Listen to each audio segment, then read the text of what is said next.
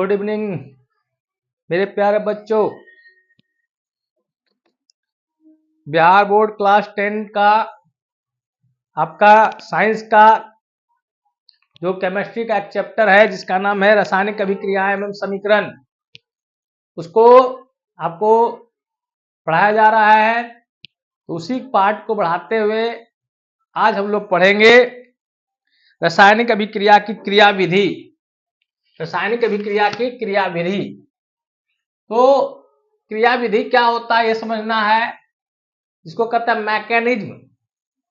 तो आप लोग को तो थोड़ा 10 क्लास में थोड़ा जानना है, 11 12th में डिटेल में पढ़ना है, लेकिन जितना आपको पढ़ना है हम उतना ही पढ़ाएंगे और आपको समझ में आना चाहिए। तो क्रियाविधि का मतलब होता है कि कोई भी रिएक्शन कैसे होता है, ठीक नहीं। मान लेते हैं चोरी हो जाता है, पुलिस पता करता है कि आखिर में ये चोरी कैसे हुआ होगा, अनुमान लगाता है, ठीक है। तो क्रियाविधि भी वही होता है कि अभिक्रिया जो होती है तो होती कैसे है, उसका जो आपका रास्ता है, जो जिस ढंग से होता है उसी को हम लोग क्रिया विधि कहते हैं। तो रासायनिक अभिक्रिया की क्रियाविधि, तो आपका जो हमने कल देखा था, अभिकारक क्या बदल जाता है प्रतिफल में। अभिकारक क्या बदल जाता है प्रतिफल में। अभिकारक जो होता है प्रतिफल में बदल जाता है, जिसे हम लोग क्या कहते हैं रासायनिक अभिक्रिया कहते हैं।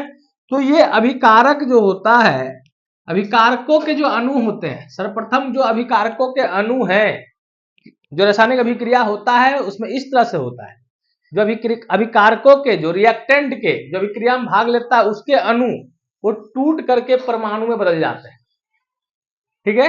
अभिकारकों के अणु प्रथम क्या करते हैं, टूट करके क्या बन जाते हैं परमाणु। अब परमाणु जब बदलता है तो उसकी ऊर्जा बढ़ जाती है, वो अस्थायी होता है, अस्थायी होता है, मतलब ज्यादा देर तक इस अवस्था में नहीं रहना चाहता। अब पुनः रीअरेंजमेंट कर करके नए ढंग से आबंध का निर्माण कर करके वो क्या बना देता है, आपका प्रतिफल अणु बना देता है। यही आपका क्या हुआ, क्रियाविधि हुआ। रासायनिक अभिक्रिया की क्रियाविधि क्या होता है, जो भी अभिकारक के अणु होते हैं सर्वप्रथम वो किसमें विभक्त हो जाते हैं, किसमें परिवर्तित हो जाते हैं, परमाणु में, ठीक है। परमाणु क्या होता है, वो अस्थायी होता है, मतलब वो ज्यादा देर तक उस अवस्था में नहीं रह सकता है। फिर क्या करता है, नए ढंग से आबंध का निर्माण कर करके आपका प्रतिफल का अणु या यौगिक का निर्माण करता है। ये आपका क्या है, क्रियाविधि है।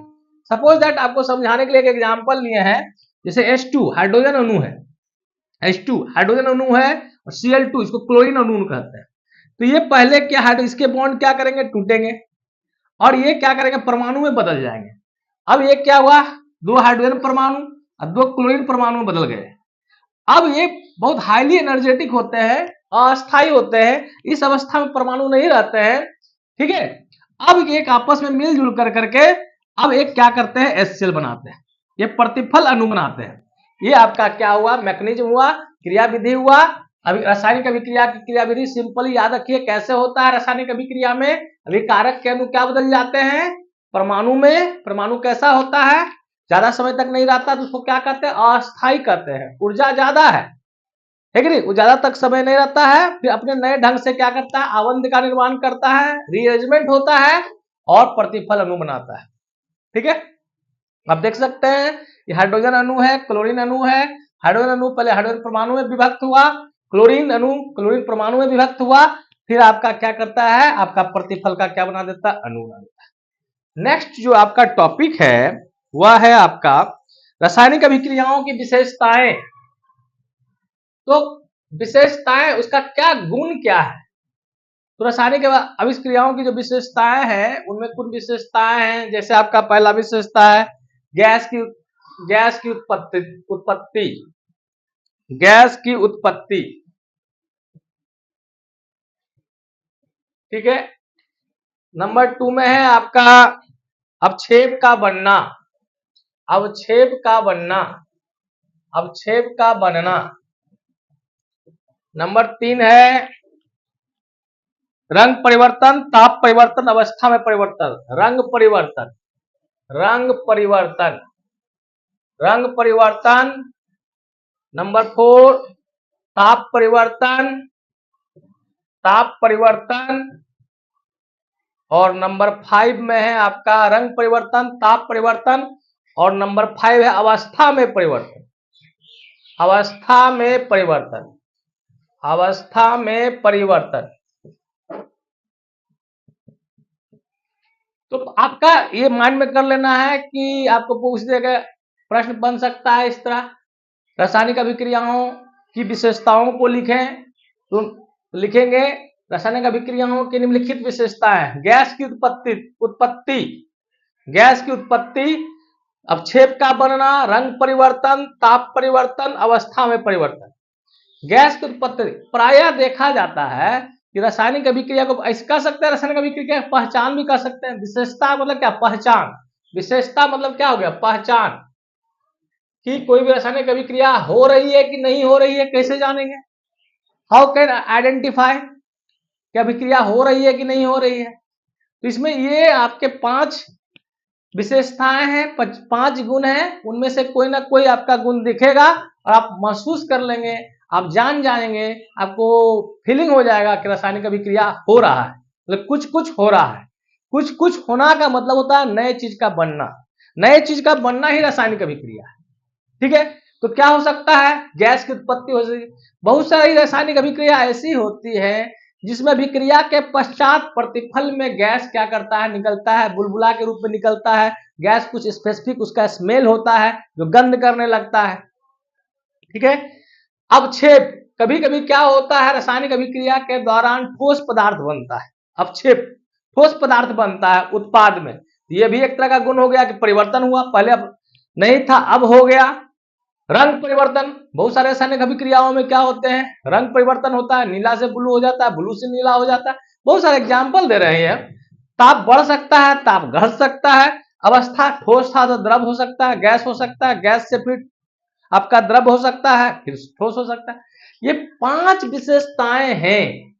ठीक है,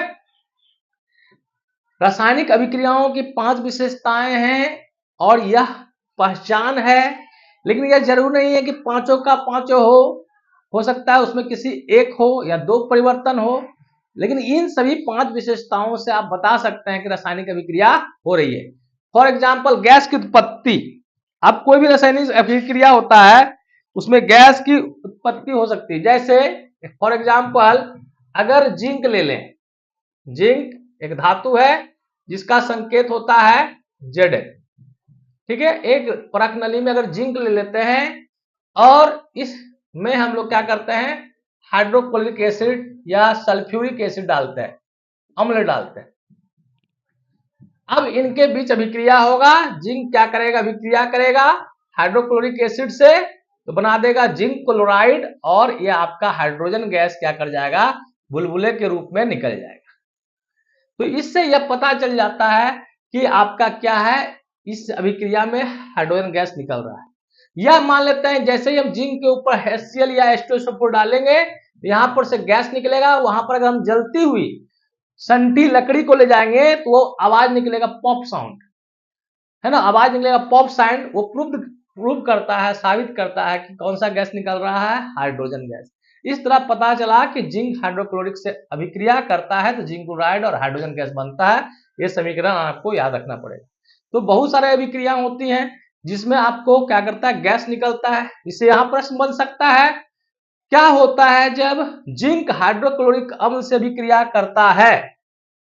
क्या होता है जब जिंक के कण, जिंक के टुकड़े हाइड्रोक्लोरिक अम्ल से अभिक्रिया करता है? आप बोलिएगा, जिंक के कण जब हाइड्रोक्लोरिक अम्ल से अभिक्रिया करता है तो जिंक क्लोराइड और हाइड्रोजन गैस निकलता है।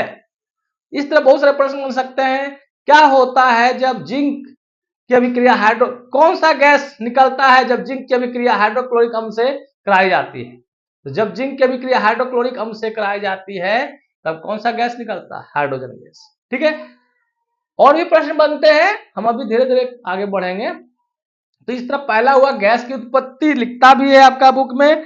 कुछ रासायनिक अभिक्रिया ऐसी हैं जिनमें कोई गैस उत्पन्न होती है, जैसे दानेदार जस्ता की अभिक्रिया तनु हाइड्रोक्लोरिक, दानेदार जस्ता Zn की अभिक्रिया तनु हाइड्रोक्लोरिक अम्ल या तनु सल्फ्यूरिक अम्ल H2SO4 से कराते हैं तो हाइड्रोजन गैस उत्पन्न होता है।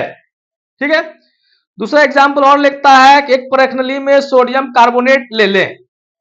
एक परख नली लीजिए, कांच की एक नली होती है ना, उसको हम लोग परख नली कहते हैं। इसमें हमको ले लेना क्या है, सोडियम कार्बोनेट। आपको याद रख लेना है सोडियम कार्बोनेट, सोडियम कार्बोनेट ले लेना है और उसमें तनु, उसमें HCl को डाल देंगे।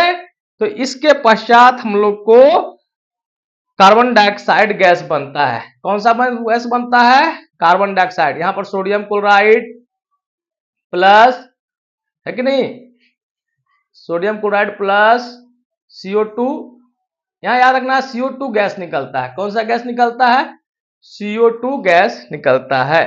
तो इसमें भी यह सिद्ध हो गया कि आपका क्या होता है,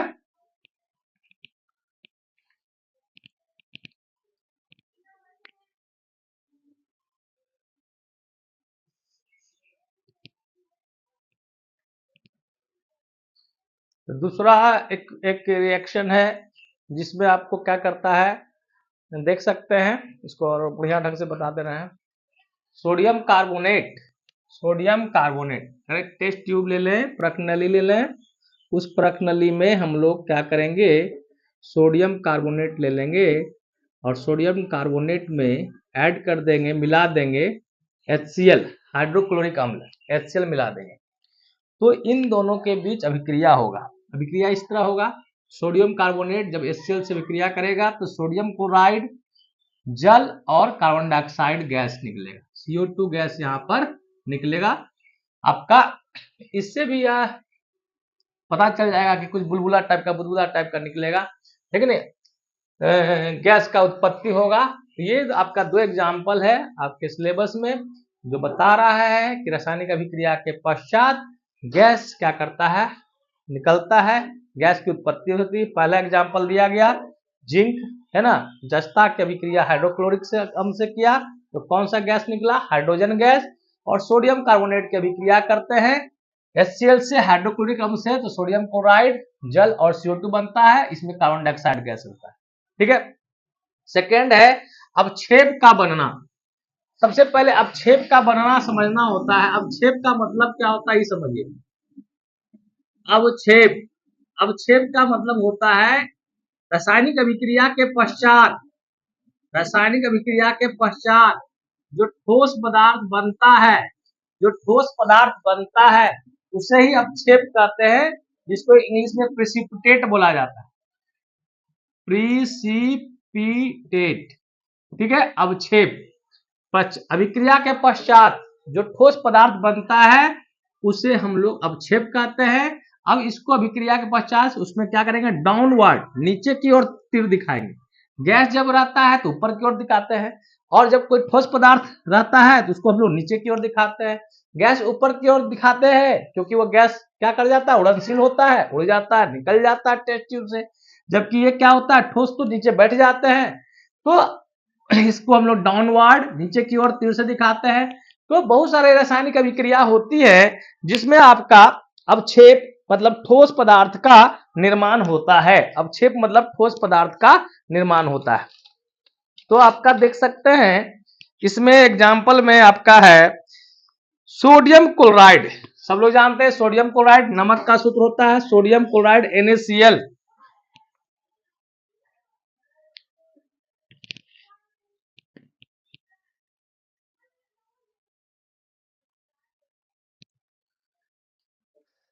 अवक्षेप बनता है अभिक्रिया के पश्चात ठोस पदार्थ को हम लोग क्या कहते हैं, अवक्षेप, अवक्षेप कहते हैं।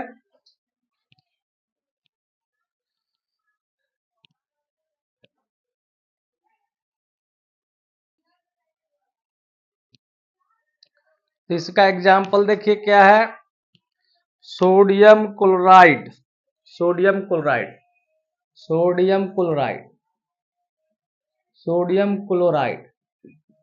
जब सोडियम क्लोराइड की अभिक्रिया कराते हैं, है ना, किसके साथ कराते हैं, तो जलीय सिल्वर नाइट्रेट के साथ, जलीय सिल्वर नाइट्रेट के साथ, तब क्या बनता है, तब आपका क्या बनता है, तब आपको सिल्वर क्लोराइड का सफेद अवक्षेप बनता है।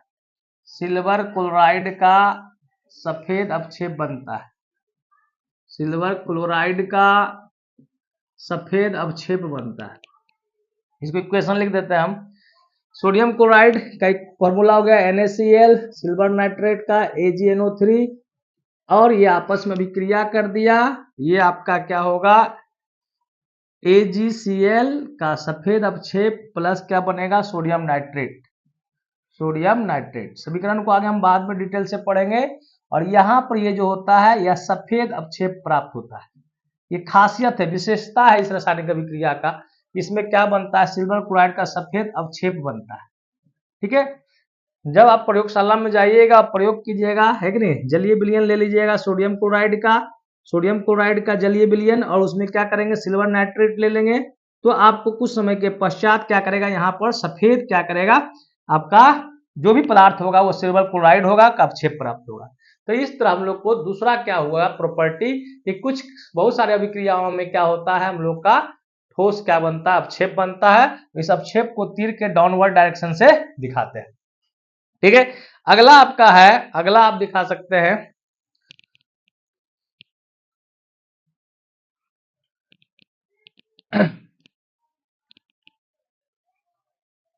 समझ में आ रहा होगा, कोशिश कीजिए समझने का।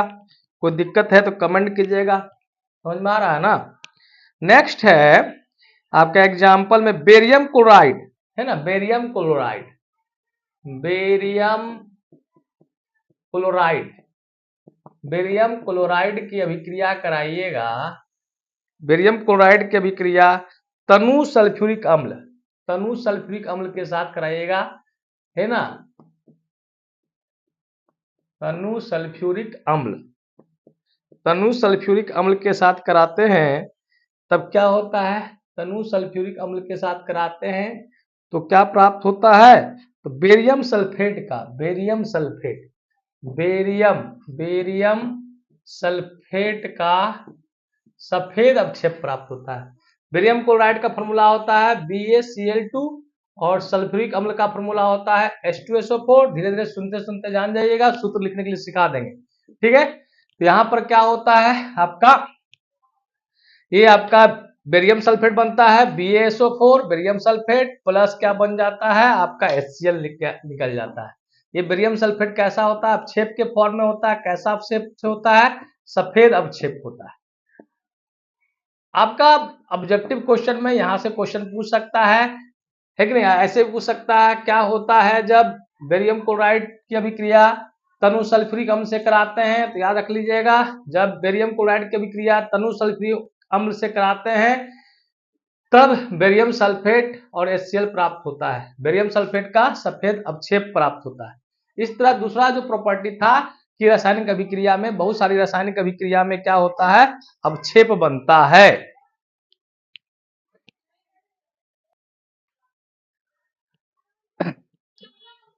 नेक्स्ट रिएक्शन में है आपका, नेक्स्ट जो गुण है रासायनिक अभिक्रिया है रंग का परिवर्तन, रंग में परिवर्तन, कलर चेंज।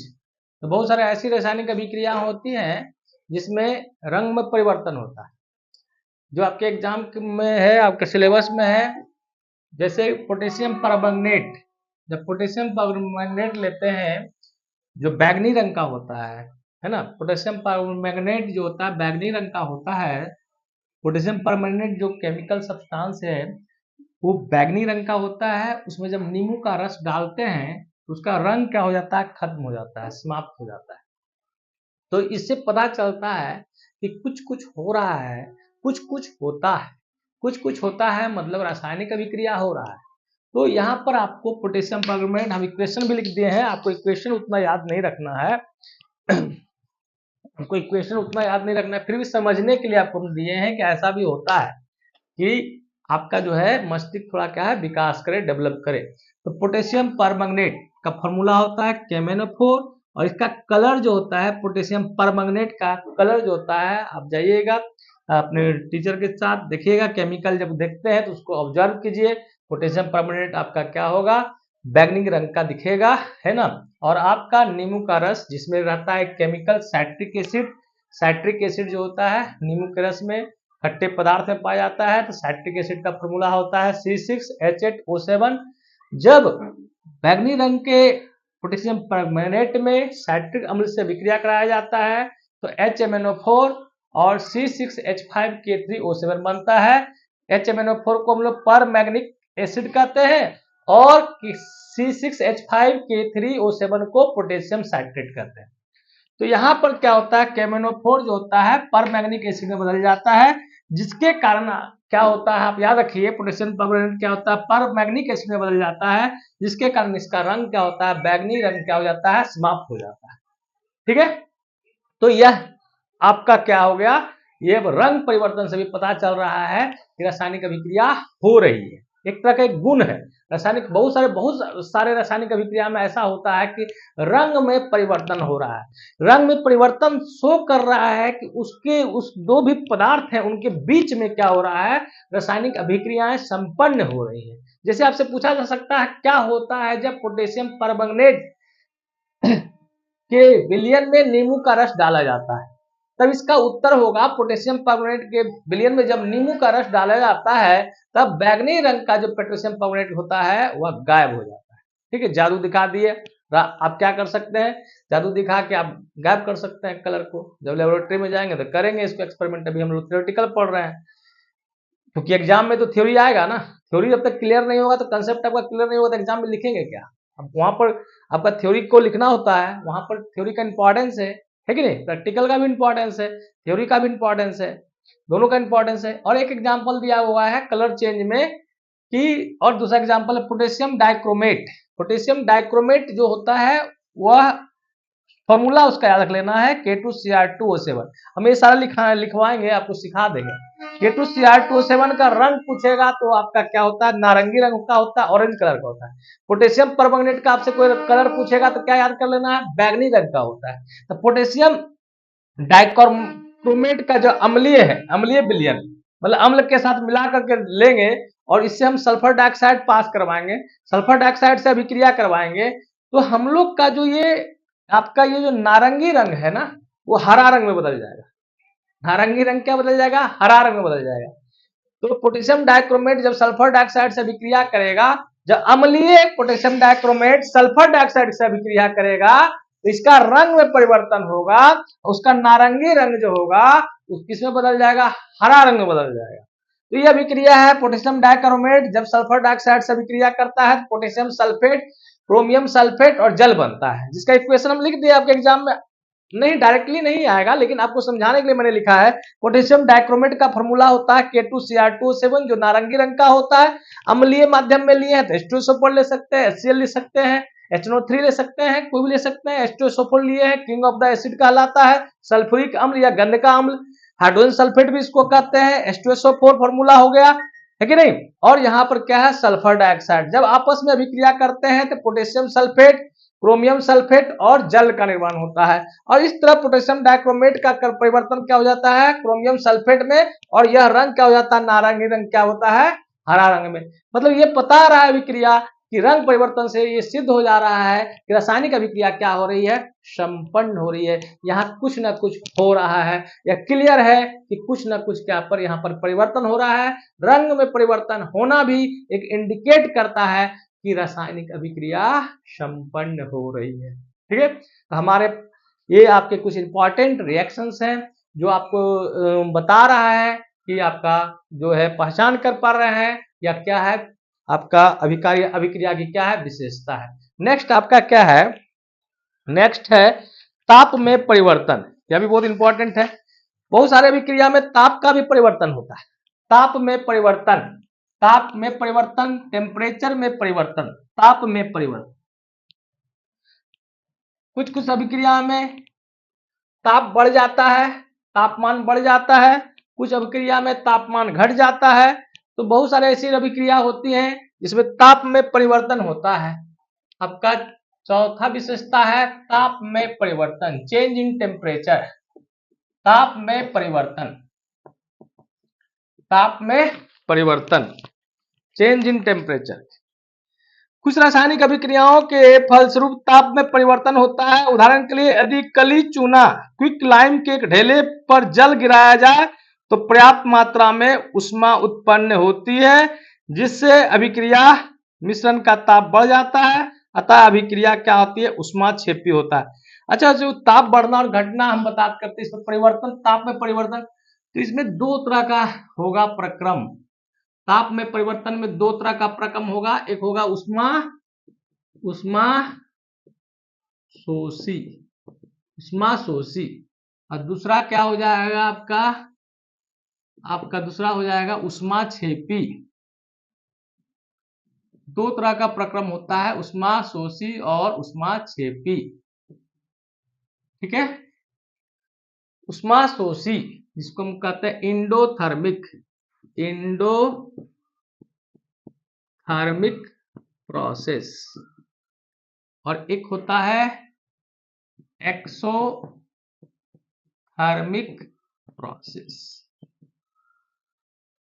तो ताप में परिवर्तन होगा, दो रूप में हो सकता है। वातावरण का ताप बढ़ जाए, वातावरण में ताप, वहां का ताप बढ़ जाए, है कि नहीं, तो उसमें ऊष्मा निकलेगा तो ताप बढ़ेगा।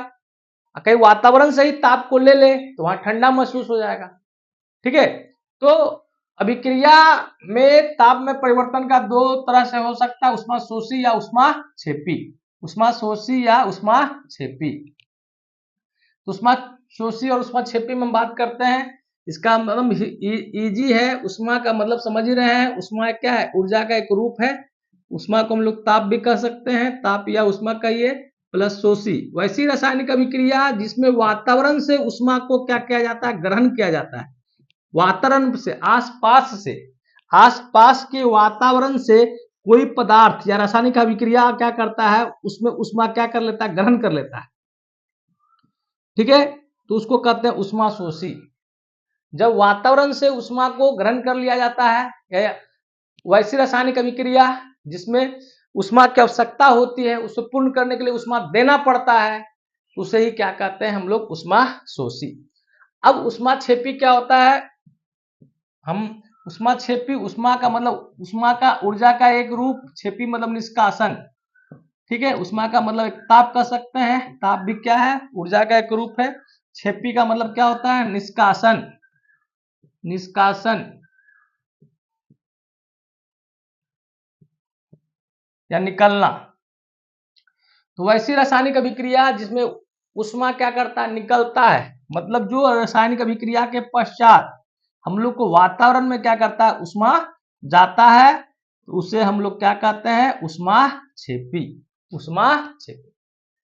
तो इसको हम विस्तार पर भी बता सकते हैं और भी, लेकिन हम लोग का आपका जो क्लास 10th के बच्चे हैं तो थोड़ा सा हमको जितना जरूरत है आपको उतना समझाते हैं, है कि नहीं। लेकिन एकदम याद कर लें, आप लोग इसको समझें, बार बार सोचें, धीरे धीरे नॉलेज बढ़ेगा तो आपको लगेगा कि क्या आपका नॉलेज का क्या पावर है कि नहीं। और बिना पढ़े हम आगे नहीं बढ़ सकते हैं, है ना। शिक्षा में वो ताकत होता है जिससे आप हर कुछ पा सकते हैं। इसलिए आप लोग बहुत ध्यान से पढ़ें, अच्छे ढंग से पढ़ना चाहिए। ठीक है, तो ऊष्मा शोषी वैसी रासायनिक अभिक्रिया जिसमें क्या होता है, ऊष्मा का अवशोषण होता है, ऊष्मा को ग्रहण किया जाता है, उस तरह के रासायनिक अभिक्रिया को ऊष्मा शोषी कहते हैं। ऊष्माक्षेपी अभिक्रिया किसे कहेंगे, ऊष्मा का मतलब होता है ऊर्जा का एक रूप, क्षेपी का मतलब निष्कासन होता है, आउटपुट होता है, निकल जाना होता है। तो वैसी रासायनिक अभिक्रिया जिसमें ऊर्जा का, ऊष्मा का त्याग होता है, वातावरण में चला जाता है, अगर तब उसको हम लोग कहते हैं ऊष्माक्षेपी। ठीक है,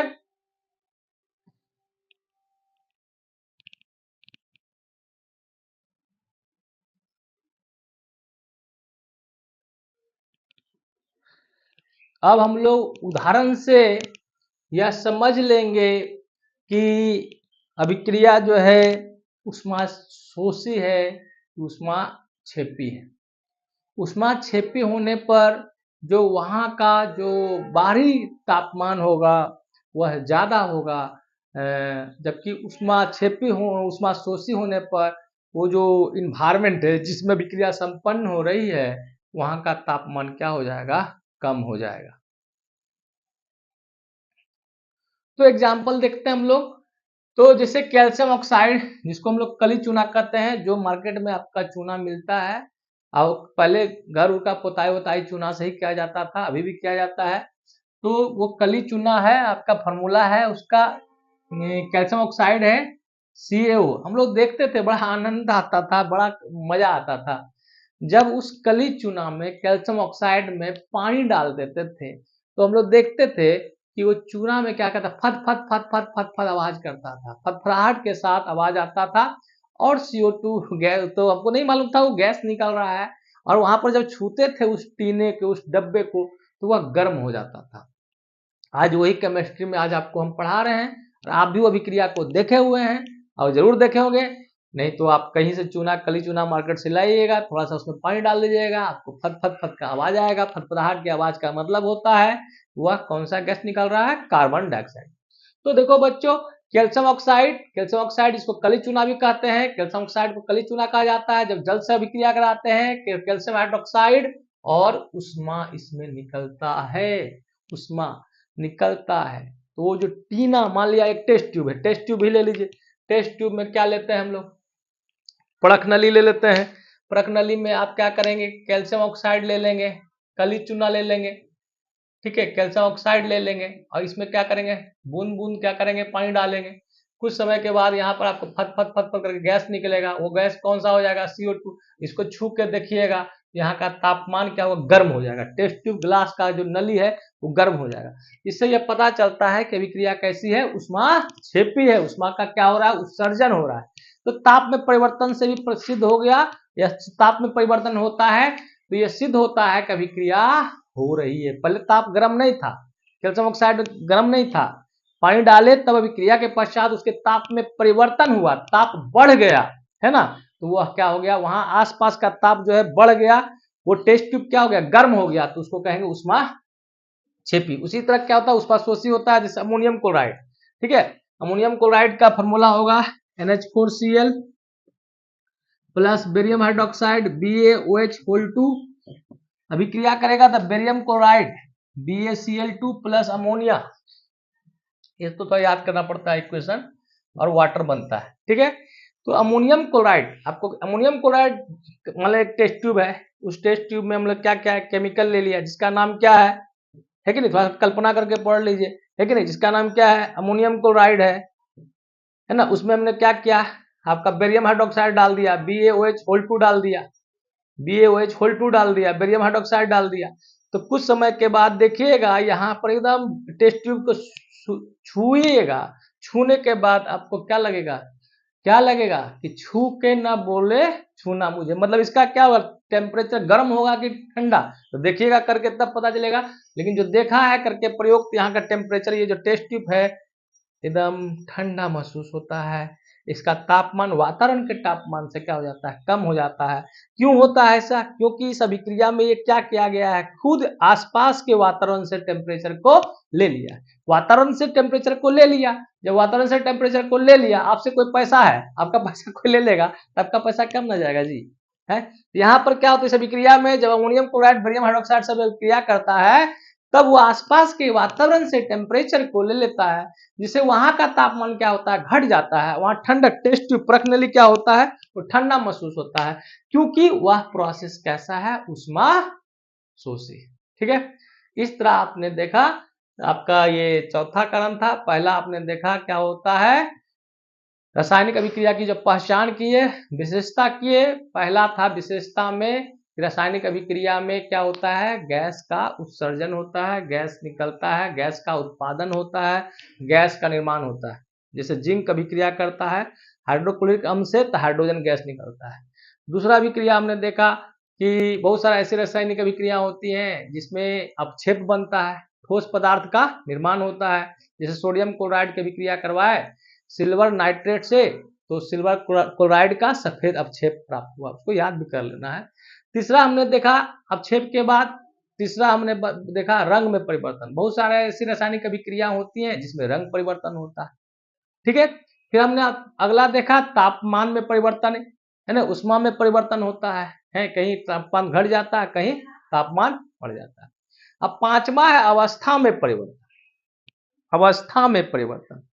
लास्ट है आपका अवस्था। मुख्य रूप से तीन अवस्था होते हैं, सब लोग जानते हैं।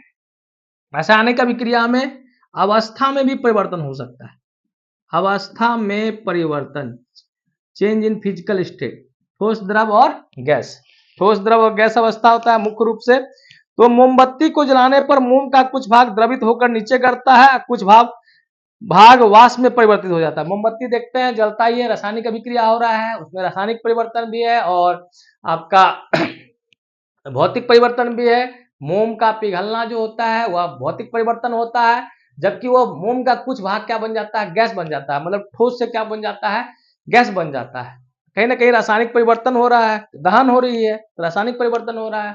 तो उस अभिक्रिया में क्या हो रहा है आपका अवस्था में परिवर्तन। बहुत सारे अभिक्रिया होंगे, मतलब ठोस से क्या बन सकता है, ठोस से लिक्विड बन सकता है, और लिक्विड से भी हो सकता है ठोस बन जाए, है कि नहीं।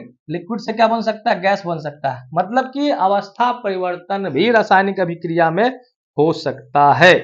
इस तरह आपने देखा कि रासायनिक अभिक्रियाओं की विशेषताओं में देखा या गुण में देखा या रासायनिक अभिक्रिया की पहचान कैसे करेंगे, तो आपको बताया गया कि हम लोग का बहुत सारे रासायनिक अभिक्रिया होती हैं जिसमें गैस की उत्पत्ति होती है, जिसमें एग्जाम्पल बताया गया दानेदार जस्ता पर जब की अभिक्रिया हाइड्रोक्लोरिक अम्ल से कराते हैं तब हाइड्रोजन गैस का निष्कासन होता है। अवक्षेप का बनना, ठोस पदार्थ जब बनता है उसको अवक्षेप कहते हैं। उसका एक प्रमुख उदाहरण है सोडियम क्लोराइड, जब सिल्वर नाइट्रेट से अभिक्रिया करता है तो सिल्वर क्लोराइड का सफेद अवक्षेप प्राप्त होता है। अगला एग्जाम्पल है आपका रंग में परिवर्तन। बहुत सारे रासायनिक अभिक्रिया होती है जिसमें रंग बदलता है कि नहीं, रंग चेंज हो जाता है। जैसे आपने देखा पोटेशियम परमैंगनेट जो बैगनी कलर का होता है, पोटेशियम परमैंगनेट का साइट्रिक एसिड से नींबू का रस डालने पर उसका बैगनी रंग क्या हो जाता है, समाप्त हो जाता है। यह आपका क्या है रंग में परिवर्तन का उदाहरण है। ताप में परिवर्तन, ताप में परिवर्तन से भी पता चलता है कि अभिक्रिया संपन्न हो रही है। हो सकता है ताप बढ़ जाए, हो सकता है ताप घट जाए।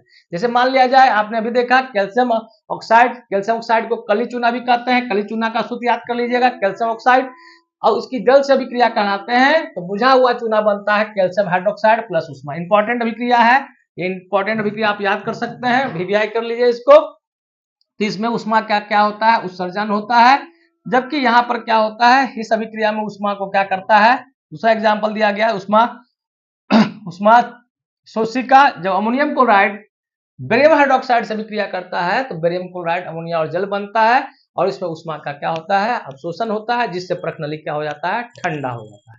बहुत ढंग के प्रश्न यहाँ से पूछे जा सकते हैं। खाली ये अर्थ नहीं हुआ कि अभिक्रिया का पहचान क्या कर लिए कि हम लोग का पहला हो गया क्या चीज कि गैस का उत्सर्जन हो गया, रंग में परिवर्तन हो गया, है कि नहीं, ताप में परिवर्तन हो गया, अवस्था में परिवर्तन हो गया। इसका जानने नहीं, इससे अंदर से भी क्वेश्चन आ सकता है। जैसे छोटा छोटा क्वेश्चन, कली चूना का क्या सूत्र होता है, कली चूना का सूत्र क्या होता है, या कली चूना का रासायनिक नाम क्या होता है, जिसका हो जाएगा कैल्शियम ऑक्साइड, सूत्र क्या हो जाएगा CO। ठीक है, और भी एग्जांपल है, बुझा हुआ चूना का क्या सूत्र होता है, CaOH का होल 2, कैल्शियम हाइड्रोक्साइड बोलते हैं, CaOH का होल 2। बहुत ढंग से क्वेश्चन पूछे, क्या होता है जब कैल्शियम ऑक्साइड की अभिक्रिया जल से कराते हैं, तो लिखना पड़ेगा जब कैल्शियम ऑक्साइड की अभिक्रिया जल से कराते हैं तो कैल्शियम हाइड्रोक्साइड यानी बुझा हुआ चूना प्राप्त होता है और उष्मा का उत्सर्जन होता है। मतलब ये अभिक्रिया उष्माक्षेपी का उदाहरण है, उष्माक्षेपी का उदाहरण है। क्या होता है जब अमोनियम क्लोराइड की अभिक्रिया बेरियम हाइड्रोक्साइड के साथ कराते हैं, क्या होता है, कुछ कुछ होता है, क्या होता है, उष्मा से संबंधित है अमोनियम क्लोराइड और बेरियम हाइड्रोक्साइड की अभिक्रिया। जब अमोनियम क्लोराइड की अभिक्रिया बेरियम हाइड्रोक्साइड से कराते हैं तो बेरियम क्लोराइड अमोनिया और जल बनता है। इसमें प्रकनली का क्या होता है, ताप घट जाता है, मतलब उष्मा शोषी अभिक्रिया होता है।